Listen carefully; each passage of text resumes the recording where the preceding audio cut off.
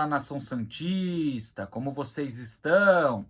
O Santos estressou vocês hoje? Hoje não.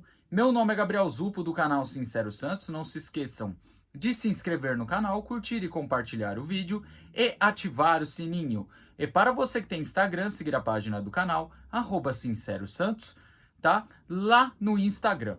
Bom, gente, o tema de hoje é de opinião e debate, mas antes disso, só um recadinho muito importante para vocês que me acompanham aqui no canal. É o seguinte, hoje estava marcada uma live a meio-dia e 25, meio-dia e meia, a live da hora do almoço. Mas eu vou trocar o horário da live, surgiu um compromisso e não vou conseguir estar em casa esse horário. Então a live de hoje ficou para 7h30, 8 horas da noite, tá certo? Bom, agora entrando no tema do vídeo, o Carille não pode cometer mais os mesmos erros. Ontem eu fiz um vídeo, inclusive tá aí no canal para quem quiser ver ainda. Eu falei o seguinte: o Carille foi cobrado para colocar mais garotada da base, os jogadores mais jovens, e também foi cobrado para não utilizar mais o Morelos. É essa cobrança interna que tem em cima do Carille, ok? E também, se caso ele tivesse perdido para a Ponte Preta e perder no domingo, poderia correr o risco de perder o cargo. Como ganhou ontem, esse risco acaba não existindo mais, ok? Só que assim, provavelmente o Carille deve abraçar o Morelos mais uma vez, que deve ser o jogo contra o Brusque. E se o Carille realmente está sendo cobrado internamente, ele não pode ser teimoso ao ponto de continuar abraçando o Morelos, que é um jogador totalmente sem vontade.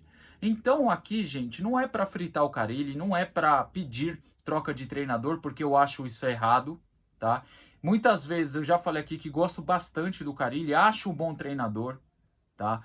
As únicas coisas que eu quero criticar o Carille é o quê? A sua teimosia e o fato de não ter variação tática. Sabe, o Carille, ele tem, por exemplo, um Rincon no banco, ele tem um Rincon no banco e não sabe utilizar um jogador da qualidade do Rincon. Eu sei que o Rincon tem uma idade avançada, só que o Rincon poderia dar mais uma opção de saída de bola e mais um jogador que tem essa qualidade no passe. E com isso o Carille perde uma oportunidade em alguns jogos de fazer essa variação tática e utilizar melhor o Rincon. Pode usar o Rincon como volante, como um terceiro zagueiro ali como líbero, que pode dar certo, sabe? E eu acho que falta muita coisa no Carille nesse quesito tático.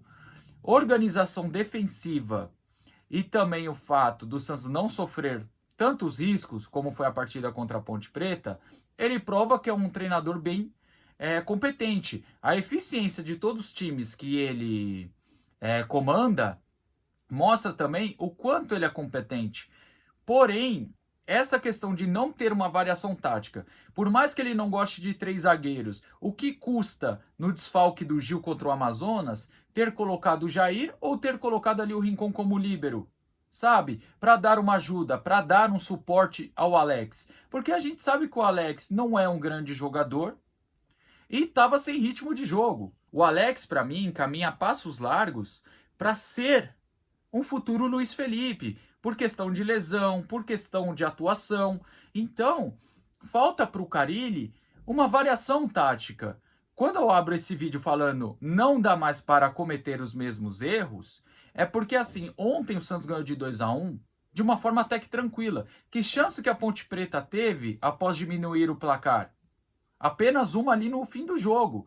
Mas é o que eu falo. Às vezes o fato de você ser pobre em variação tática e não inovar, não se renovar, pode fazer com que você perca resultados fáceis como era o de ontem. O Santos ter retomado a liderança é muito bom. Os resultados são bons, apesar do desempenho ser ruim. Porém, o Carille mostrou mais uma vez que precisa mudar algumas coisas. Agora, passando para a parte dos jogadores que eu queria falar com você, é o seguinte: não dá mais para ele abraçar o Morelos. Por mais que, o Morelos tem uma cláusula no contrato, tem um acordo entre staff de jogador e treinador para ser 5 jogos como titular. Enfim, eu não sei até onde isso é verdade, tá, gente? Eu não estou afirmando que existe realmente essa cláusula, esse acordo. Mas, querendo ou não, Se existe esse acordo, quem vai se ferrar é o Carille. Aonde a corda vai arrebentar é no Carille. Foi a mesma coisa que eu falei do Marcelo Fernandes ano passado. O fato do Marcelo Fernandes ficar passando a mão na cabeça de jogador ano passado ocasionou o quê? O rebaixamento. Quem todo mundo quer fora do clube? O Marcelo Fernandes. Eu até acho que o Marcelo Fernandes deveria sair do clube. Mas ele me mostrou potencial. E ele pode ser treinador, desde que saia da zona de conforto que é o Santos para ele. E ano passado, para mim, o maior culpado era os dirigentes e depois os jogadores. E por último, o Marcelo Fernandes. Tem sua culpa. Porém, os jogadores bem mais culpados do que ele. Então, eu acho que assim, o Carille tem que entender uma coisa. Um treinador vitorioso como ele, inteligente como ele, tem que entender que se estourar a corda, entre estourar a corda no Morelos ou no treinador, vai estourar nele. Então, um dos erros do Carille, que é grave, é essa questão de manter o Morelos. Ele não consegue fazer uma variação colocando alguém de falso 9, como o Otero, o Guilherme, que infelizmente se lesionou ontem. Ele não sabe mudar o esquema tático. Agora quero ver o que vai fazer, porque o DM do Santos é o Triângulo das Bermudas. O jogador vai para lá e some. Inclusive eu estou preparando um vídeo sobre isso, vamos ver se dá certo para amanhã. Porque Furt e Pedrinho estão fora domingo. O Guilherme, quase certeza que está fora domingo. Provavelmente o Guilherme vai ficar fora aí de 15 dias a um mês. Então a gente tem que entender uma coisa. O Carille precisa aprender variação tática e parar de insistir no Morelos. Não é nem questão só técnica. Tá ficando uma situação chata porque é um jogador sem vontade nenhuma e um jogador sem condição nenhuma. Ontem, outro erro que provou que ele tem que apostar nos mais jovens. Porque assim, não que o Patati entrou e mudou o jogo, mas o Patati pelo menos deu velocidade, o Patati fez a bola chegar no ataque, o Patati conseguia driblar pelo menos. Agora, eu vi muita gente criticando o Patrick, com razão em questão da condição física. Sobre a partida, o Patrick não foi tão mal. Só que imagina assim, o escape do Santos estava sendo o lado esquerdo com o Guilherme, que é um jogador driblador e um jogador de velocidade.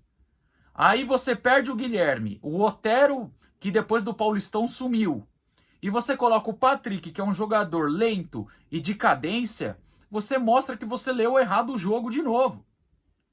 Então, essa questão do Patati que eu tô falando, não é que o Patati seja um craque, mas jogadores, por mais que sejam ruins, bons, você tem que entender as características dele.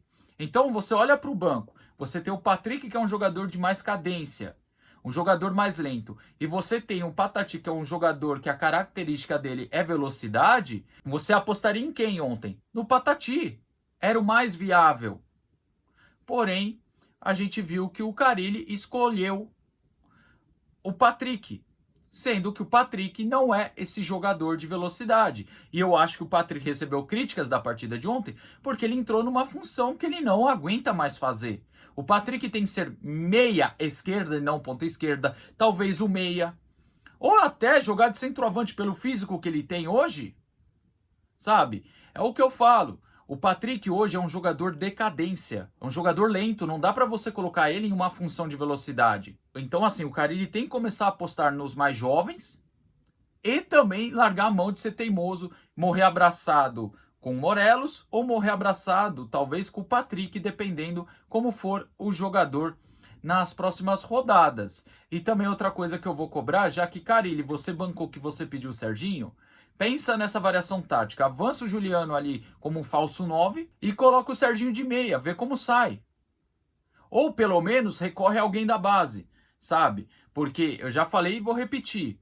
O meio-campo do Santos está ficando sobrecarregado. Porque quando o Pituca e Schmidt são marcados, o Juliano não estava aparecendo para o jogo. Mas outra coisa que eu notei no jogo de ontem é que um ataque onde só funciona um lado, que seria o lado esquerdo com o Guilherme, o meio-campo acaba sendo sobrecarregado. O Juliano vai ter que fazer dois papéis. Por quê? Otero jogando muito mal, sumido, e Morelos, melhor colocar um Cone no lugar dele, acaba ficando claro que o meio-campo acaba tendo que fazer dois papéis. Por isso que às vezes o Juliano não está rendendo tanto. E não estou nem defendendo o Juliano, que ontem foi a partida melhorzinha dele na Série B.